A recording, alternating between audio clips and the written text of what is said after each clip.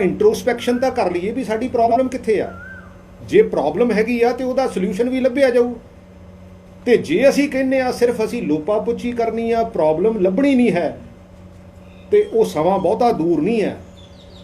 सो इस करके ਇਹਦੇ ਤੇ बेसिकली इंट्रोस्पैक्शन करके तो इमीडिएटली ਜਿਹੜੇ ਦੋਸ਼ੀ ਹੈਗੇ ਆ ਉਹਨਾਂ ਨੂੰ ਆਪਾਂ ਸਖਤ ਤੋਂ ਸਖਤ ਸਜ਼ਾਵਾਂ ਦਵਾਈਏ ਤਾਂ ਕਿ ਜਿਹੜੀ ਪਰਸੈਪਸ਼ਨ ਆ, ਕਿਉਂਕਿ ਮੈਂ ਅੱਜ ਇੱਕੋ ਹੀ ਟੌਪਿਕ ਤੇ ਜਿਹੜੀ ਗੱਲ ਕਰਨੀ ਆ ਔਰ ਮੈਂ ਤੁਹਾਨੂੰ ਇਹ ਵੀ ਰਿਕੁਐਸਟ ਕਰੂੰਗਾ ਕਿ ਆਪਾਂ ਹਫ਼ਤੇ 10 ਦਿਨਾਂ ਬਾਅਦ ਜ਼ਰੂਰ ਮਿਲਿਆ ਕਰਾਂਗੇ, ਕਿਉਂਕਿ ਮੈਂ ਆ 2019 ਦੇ ਵਿੱਚ ਇੱਕ ਚਿੱਠੀ ਲਿਖੀ ਸੀ ਇਹਨਾਂ ਨੂੰ, ਕੈਪਟਨ ਅਮਰਿੰਦਰ ਸਿੰਘ ਜੀ ਨੂੰ, ਕਿਉਂਕਿ ਨਾਰਮਲੀ ਤਾਂ ਪੋਲੀਟੀਸ਼ੀਅਨ ਚਲੋ ਸਟੇਟਮੈਂਟ ਦੇ ਕੇ ਵਿੱਚ ਕਈ ਕਹਿ ਵੀ ਦਿੰਦੇ ਆ ਜੀ ਮੈਂ ਤਾਂ ਇਹ ਕਿਹਾ ਹੀ ਨਹੀਂ ਜੀ, ਉਹ ਕਿਸੇ ਹੋਰ ਨੇ ਕਹਿਤਾ, ਇੱਦਾਂ ਹੋ ਗਿਆ, ਮੀਡੀਆ ਵਾਲਿਆਂ ਨੇ ਕਿਤੇ ਗਲਤ ਉਹਨੂੰ ਇੰਟਰਪ੍ਰੀਟੇਸ਼ਨ ਕਰ ਲਈ। ਪਰ ਮੈਂ ਇਹ ਕੰਮ ਨਹੀਂ ਕਰਦਾ, ਕਿਉਂਕਿ ਮੈਂ ਤੁਹਾਨੂੰ ਵੀ ਪਤਾ ਮੈਂ ਬਹੁਤ ਘੱਟ ਆਉਣਾ ਮੀਡੀਆ ਦੇ ਵਿੱਚ।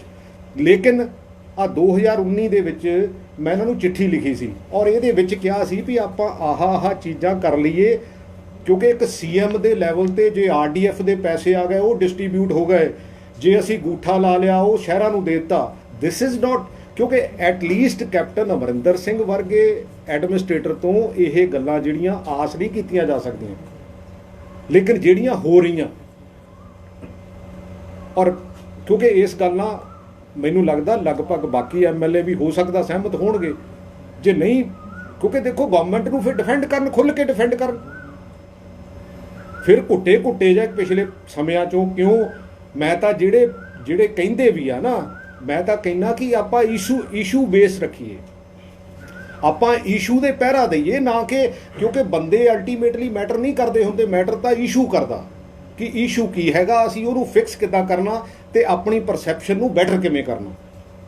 ਸੋ ਇਸ ਕਰਕੇ ਜਿਹੜੀ ਬੇਸਿਕਲੀ 2017 ਵਾਲੀ ਇਲੈਕਸ਼ਨ ਆ ਉਹ ਕੈਪਟਨ ਅਮਰਿੰਦਰ ਸਿੰਘ ਦੇ ਨਾਂ ਨੂੰ ਜਿੱਤੀ ਗਈ ਸੀ, ਤੇ ਜੋ ਅੱਜ ਦੇ ਹਾਲਾਤ ਹੈਗੇ ਆ, ਮੈਂ ਤਾਂ ਇਹ ਵੀ ਸੀਐਮ ਸਾਹਿਬ ਨੂੰ ਕਿਹਾ, ਮੈਂ ਕਿਹਾ ਜੀ ਤੁਸੀਂ ਸਰਵੇ ਕਰਵਾਉਣ ਡਏ ਆ, ਤੁਸੀਂ ਆਪਣਾ ਹੀ ਸਰਵੇ ਕਰਵਾ ਲਓ, ਤਾਂ 2017 ਦਾ ਤੇ ਹੁਣ ਆਪਣਾ ਸਰਵੇ ਕਰਵਾ ਲਓ, ਤੇ ਐਗਜ਼ੈਕਟਲੀ ਆਪਾਂ ਨੂੰ ਪਤਾ ਲੱਗ ਜਾਊਗਾ ਕਿ ਹਾਂ ਵੀ ਆਪਾਂ ਖੜੇ ਕਿੱਥੇ ਆ। ਆਪਣੀ ਸੀਟ ਦਾ ਸਰਵੇ ਨਹੀਂ ਐਜ਼ ਅ ਸੀਐਮ ਸਰਵੇ ਕਰਵਾ ਲੈਣ ਪੰਜਾਬ ਦੇ ਵਿੱਚ ਜੋ ਹੋ ਰਿਹਾ ਹੈਗਾ, ਕਿਉਂਕਿ ਜੋ ਹਾਲਾਤ ਬਣੇ ਆ ਉਹ ਬੇਸਿਕਲੀ ਹਾਲਾਤ ਇਹੋ ਜਿਹੇ ਬੜੇ ਹੈਗੇ ਆ, ਕਿਉਂਕਿ ਹਰ ਚੀਜ਼ ਨੂੰ ਕਵਰ ਅਪ ਕਰਨਾ, ਹਰ ਚੀਜ਼ ਦੇ ਉੱਤੇ ਮਿੱਟੀ ਪਾਉਣੀ। ਸੋ ਮੈਂ ਤਾਂ ਇੰਨਾ ਹੀ ਜਿਹੜਾ ਤੁਹਾਡੇ ਮੀਡੀਅਮ ਦੇ ਥਰੂ ਤੋਂ ਇੰਨੀ ਬੇਨਤੀ ਕਰਨਾ ਚਾਹੁੰਦਾ ਕਿ ਜਿਹੜੇ ਕਾਂਗਰਸੀ ਵੀ ਨਾ ਇੱਕ ਦੂਸਰੇ ਤੇ ਦੂਸ਼ਣਬਾਜ਼ੀ ਕਰਦੇ ਆ ਜਾਂ ਇਹ ਕਹਿੰਦੇ ਆ ਕਿ ਕਿਉਂਕਿ ਇਹਦੇ ਵਿੱਚ ਮੰਨ ਲਓ ਸਪੋਜ਼ ਕਿਸੇ ABC ਕਿਸੇ ਦਾ ਵੀ ਆਪਾਂ ਕਹਿ ਦਈਏ ਕਿ ਉਹ ਗਲਤ ਬੋਲਦਾ, ਉਹ ਠੀਕ ਬੋਲਦਾ, ਪਰ ਅਲਟੀਮੇਟਲੀ ਤਾਂ ਜਸਟਿਸ ਦੀ ਗੱਲ ਹੈਗੀ ਆ ਨਾ, ਜਸਟਿਸ ਮਿਲਣਾ ਚਾਹੀਦਾ। ਬਾਕੀ ਹੋਰ ਆਲੇ ਦੁਆਲੇ ਤਾਂ ਜੋ ਮਰਜ਼ੀ ਹੁੰਦਾ ਰਹੇ ਉਹਦੇ ਕੀ ਮਾਇਨਾ ਰੱਖ। So thank you very much. Navjot Singh Sidhu ਵੀ ਬੜੇ ਸਵਾਲ ਚੱਕ ਰਹੇ ਆ, ਲਗਾਤਾਰ ਟਵੀਟ ਕਰ ਰਹੇ ਆ, ਕੈਪਟਨ ਅਮਰਿੰਦਰ ਸਿੰਘ ਤੇ ਵੀ ਲਗਾਤਾਰ ਵਾਰ ਕਰ ਰਹੇ ਆ, ਹੋਰ ਵੀ ਕਈ ਲੀਡਰ ਸੀਨੀਅਰ ਹੈਗੇ ਆ, ਮੇਰੇ ਖਿਲਾਫ ਹੀ ਚੋਣ ਲੜਨ ਪਟਿਆਲਾ ਤੋਂ ਸ਼ਾਇਦ। ਦੇਖੋ ਮੈਨੂੰ ਲੱਗਦਾ ਇੱਦਾਂ ਦੀ ਗੱਲ ਕਰਨੀ ਨਹੀਂ ਚਾਹੀਦੀ, ਕਿਉਂਕਿ ਸੀਐਮ ਇੱਕ ਸੂਬੇ ਦਾ ਫਾਦਰ ਹੁੰਦਾ, ਫਾਦਰਲੀ ਫਿਗਰ ਹੁੰਦੀ ਆ, ਉਹਦੇ ਨਾਲ ਮੰਨ ਲਓ ਨਵਜੋਤ ਤੇ ਕੈਪਟਨ ਅਮਰਿੰਦਰ ਸਿੰਘ ਜੇ ਪਟਿਆਲੇ ਤੋਂ ਇਲੈਕਸ਼ਨ ਵੀ ਲੜਨ ਤੇ ਫਿਰ ਇਸ਼ੂ ਉਹ ਸੋਲਵ ਹੋ ਜਾਊਗਾ। ਮੈਨੂੰ ਲੱਗਦਾ ਵੀ ਇਹਨਾਂ ਗੱਲਾਂ 'ਚ ਤਾਂ ਸਾਨੂੰ ਪੈਣਾ ਹੀ ਨਹੀਂ ਚਾਹੀਦਾ, ਕਿਉਂਕਿ ਇਹ ਤਾਂ ਇਹੋ ਜਿਹੀਆਂ ਗੱਲਾਂ ਹੈਗੀਆਂ ਜਿਹਦੇ 'ਚ ਮੈਨੂੰ ਨਹੀਂ ਲੱਗਦਾ ਇਹ ਤਾਂ ਕੋਈ ਛੋਟੇ ਲੈਵਲ ਦਾ ਲੀਡਰ ਕਰਨਾ ਜੀ।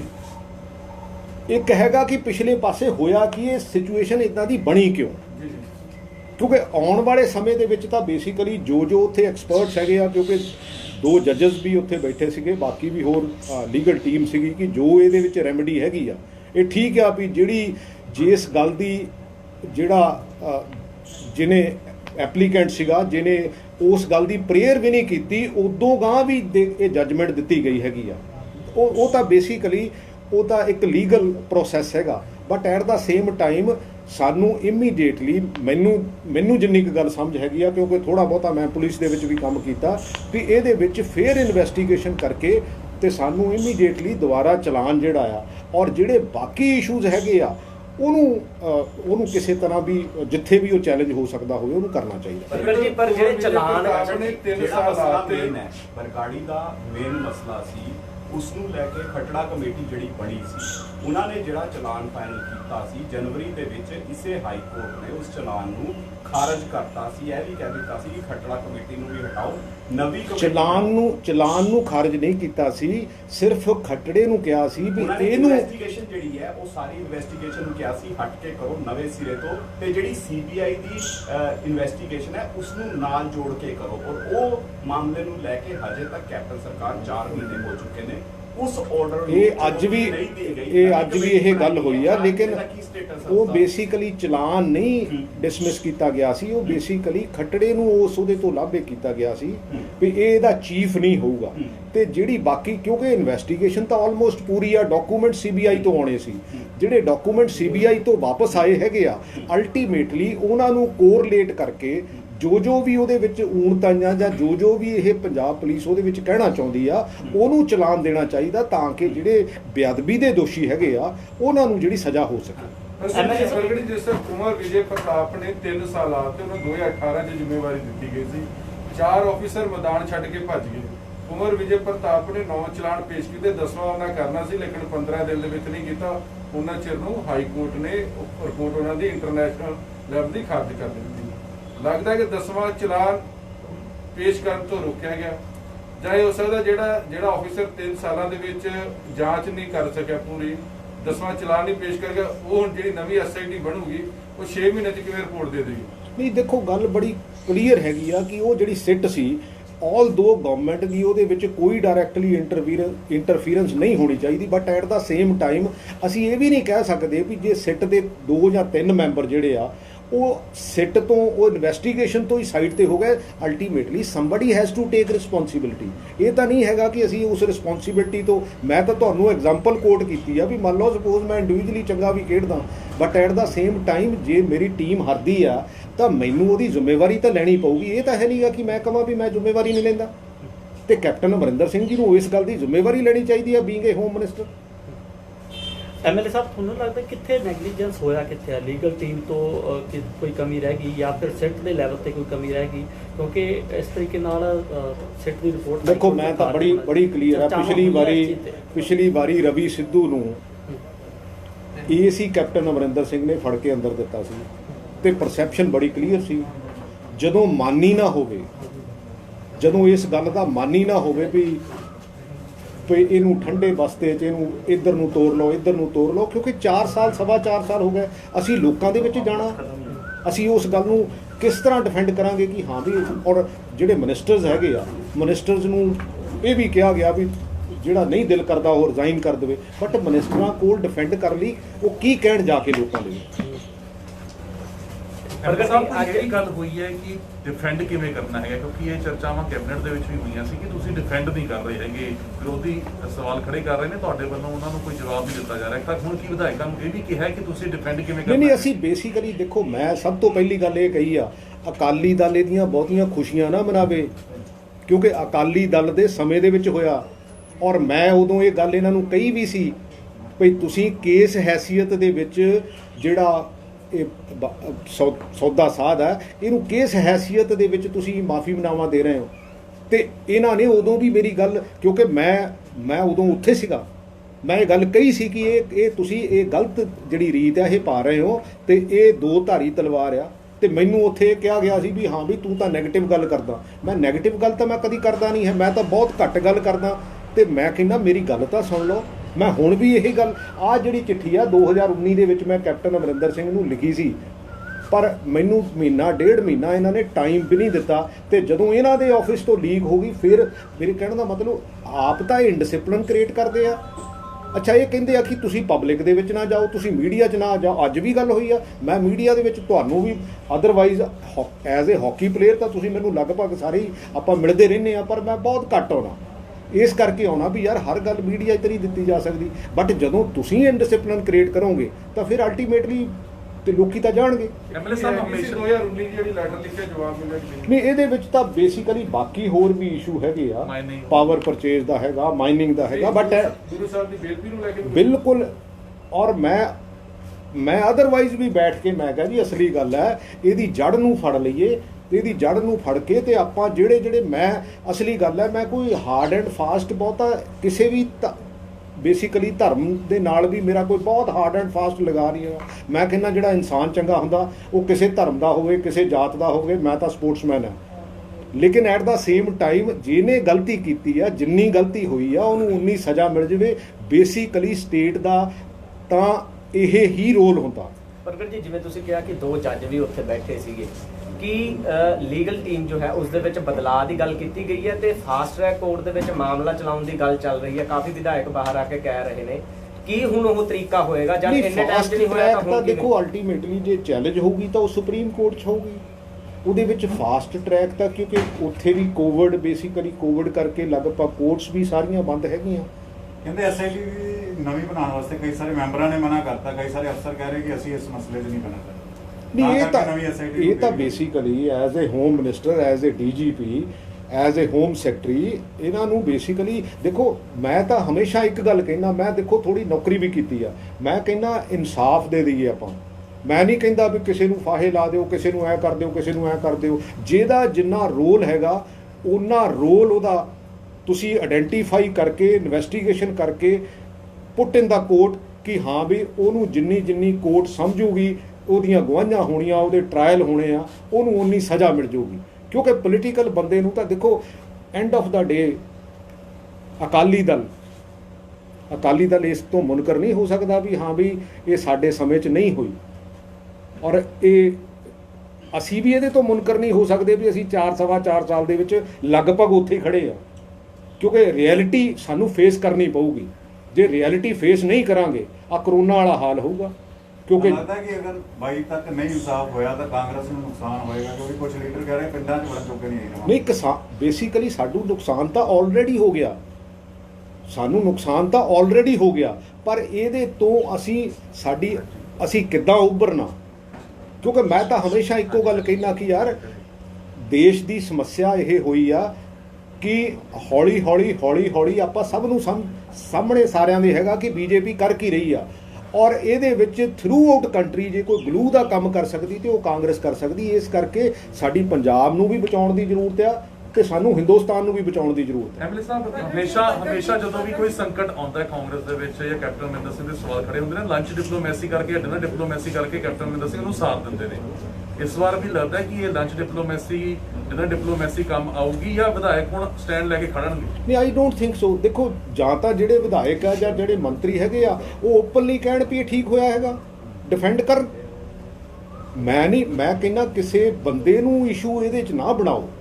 ਇਸ਼ੂ ਤਾਂ ਬੇਸਿਕਲੀ ਇਸ਼ੂ ਨੂੰ ਆਇਡੈਂਟੀਫਾਈ ਕਰਕੇ ਉਹਨੂੰ ਪਲੱਗ ਕਰੋ ਕਿ ਹਾਂ ਵੀ ਉਹਦੇ ਤੋਂ ਅਸੀਂ ਪੋਜ਼ਿਟਿਵ ਕਿੱਦਾਂ ਹੋਣਾ, ਔਰ ਜਿਹੜਾ ਕੰਸਰਨਡ ਬੰਦਾ ਹੈਗਾ ਜਿਹਨੇ ਉਹ ਗਲਤੀਆਂ ਕੀਤੀਆਂ ਉਹਨੂੰ ਐਂਡ ਆਫ ਦਾ ਡੇ ਸਜ਼ਾ ਹੋ ਜਾਵੇ। ਬੇਸਿਕਲੀ ਕਾਨੂੰਨ ਤਾਂ ਇਹ ਕਹਿੰਦਾ, ਲਾਅ ਆਫ ਦਾ ਲੈਂਡ ਤਾਂ ਇਹੀ ਕਹਿੰਦਾ। ਪ੍ਰਗਟ ਜੀ, ਇੱਕ ਵਿਧਾਇਕ ਨਾ ਬਾਹਰ ਆ ਕੇ ਇਹ ਕਹਿ ਰਹੇ ਨੇ ਕਿ ਤੁਸੀਂ 2 ਮਹੀਨਿਆਂ 'ਚ ਦੇਖੋਗੇ ਕਿ ਤਸਵੀਰ ਬਦਲ ਜੇਗੀ। ਇਹ ਜੀ ਕਿਹੜੀ ਜਾਦੂ ਦੀ ਛੜੀ ਹੈ ਕਿ 2 ਮਹੀਨੇ ਬਾਅਦ ਤਸਵੀਰ ਬਦਲ ਜੇਗੀ? ਮੈਂ ਤਾਂ ਇਹੀ ਹੋਪ ਕਰਦਾ, ਪਰ ਮੈਂ ਜਦੋਂ ਵੀ ਕਿਤੇ ਤੁਹਾਡੇ ਨਾਲ ਪ੍ਰੈਸ ਨਾਲ ਗੱਲ ਕਰਦਾ ਮੈਂ ਇਹ ਕਹਿੰਦਾ ਡੈਮੋਕ੍ਰੇਸੀ ਦੇ ਵਿੱਚ ਇੰਟਰਨਲ ਡੈਮੋਕ੍ਰੇਸੀ ਮੁੱਕ ਗਈ। ਇੰਟਰਨਲ ਡੈਮੋਕ੍ਰੇਸੀ ਮੈਂ ਕਿਉਂ ਕਹਿੰਦਾ? ਕਿਉਂਕਿ ਜਦੋਂ ਸਮੇਂ ਦੇ ਉੱਤੇ ਅਸੀਂ ਡਿਸਕਸ਼ਨਸ ਨਹੀਂ ਕਰਦੇ, ਸਮੇਂ ਦੇ ਉੱਤੇ ਉਹਦਾ ਸਮਾਧਾਨ ਨਹੀਂ ਸੋਚਦੇ ਵੀ ਆਉਣ ਵਾਲਾ ਸਮਾਂ ਕਿਹੋ ਜਿਹਾ ਹੋਊਗਾ ਤੇ ਉਹਦੇ ਇਹੋ ਜਿਹੇ ਰਿਜ਼ਲਟ ਨਿਕਲਣੇ ਆ। ਮੈਂ ਆ 2019 ਦੇ ਵਿੱਚ ਚਿੱਠੀ ਇਸ ਕਰਕੇ ਲਿਖੀ ਸੀ ਵੀ ਇਹ ਮੈਨੂੰ ਐਂ ਲੱਗਦਾ ਸੀ ਵੀ ਇਹ ਵਿਜ਼ੂਅਲਾਈਜੇਸ਼ਨ ਹੈਗੀ ਆ ਤੇ ਆਉਣ ਵਾਲੇ ਸਮੇਂ 'ਚ ਅਸੀਂ ਕਿਤੇ ਇਲੈਕਸ਼ਨਾਂ 'ਚ ਨਹੀਂ ਜਾਣਾ। ਜਦੋਂ ਅਸੀਂ ਇਲੈਕਸ਼ਨਾਂ 'ਚ ਜਾਵਾਂਗੇ ਅਸੀਂ ਕੀ ਕਹਿ ਕੇ ਆਏ ਸੀਗੇ, ਜਦੋਂ ਅਸੀਂ ਕੀ ਕਹਿ ਕੇ ਆਏ ਸੀ ਤਾਂ ਫਿਰ ਲੋਕਾਂ ਨੇ ਸਾਨੂੰ ਪੁੱਛਣਾ ਵੀ ਹੈਗਾ ਨਾ। ਅੱਜ ਭਾਵੇਂ ਅਕਾਲੀ ਦਲ ਦੀ ਹਾਲਤ ਬਹੁਤ ਮਾੜੀ ਆ, ਆਪ ਵਾਲਾ ਕੋਈ ਫੇਸ ਵੈਲਿਊ ਹੈ ਨਹੀਂ, but at the same time ਸਾਨੂੰ ਵੀ ਤਾਂ ਕੁਝ ਨਾ ਕੁਝ ਕਹਿਣਾ ਪਊਗਾ ਨਾ। ਇੱਛਾ ਸ਼ਕਤੀ ਦੀ ਘਾਟ ਹੈ ਜਾਂ ਵਜ੍ਹਾ ਕੀ ਹੈ ਪ੍ਰਗਟ ਜੀ, ਹੋ ਕਿਉਂ ਨਹੀਂ ਪਾਇਆ? ਦੇਖੋ ਮੈਨੂੰ ਤਾਂ ਐਂ ਲੱਗਦਾ ਵੀ ਕਿਤੇ ਇੱਛਾ ਸ਼ਕਤੀ ਦੀ ਘਾਟ ਹੈ।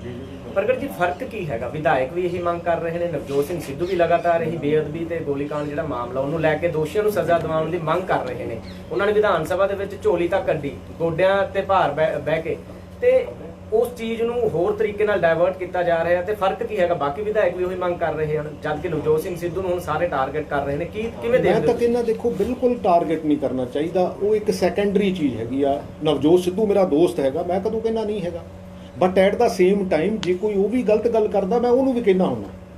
But at the same time ਇਹ ਨਹੀਂ ਹੈਗਾ ਕਿ ਅਸੀਂ ਮੰਨ ਲਓ ਇਹੀ ਗੱਲ ਕੱਲ ਦੀ ਰੌਲਾ ਪਈ ਜਾਂਦਾ ਵੀ ਦੇਖੋ ਜੀ ਉੱਥੋਂ ਪਟਿਆਲੇ ਤੋਂ ਨਵਜੋਤ ਸਿੱਧੂ ਵੀ ਲੜੂਗਾ। ਦੇਖੋ ਮੈਂ ਮੀਡੀਆ ਨੂੰ ਵੀ ਰਿਕੁਐਸਟ ਕਰਦਾ, ਕਈ ਵਾਰੀ ਆਪਾਂ ਵੀ ਕਈ ਵਾਰੀ ਨਾ ਕਿਸੇ ਹੋਰ ਪਾਸੇ ਨੂੰ ਤੋਰ ਲੈਂਦੇ ਆ। ਕਈ ਵਾਰੀ ਬਰੌਨੀ ਜਿਹੀਆਂ ਚੀਜ਼ਾਂ ਚੰਗੀਆਂ ਤਾਂ ਲੱਗਦੀਆਂ ਹੁੰਦੀਆਂ ਵੀ ਕੈਪਟਨ ਅਮਰਿੰਦਰ ਸਿੰਘ ਲੜੂਗਾ ਤੇ ਅਗੇਂਸਟ ਨਵਜੋਤ ਸਿੱਧੂ ਲੜੂਗਾ, ਪਰ ਉਹਦੇ ਨਾਲ ਬਰਗਾੜੀ ਦਾ ਕੋਈ ਇਨਸਾਫ ਮਿਲ ਜੂਗਾ?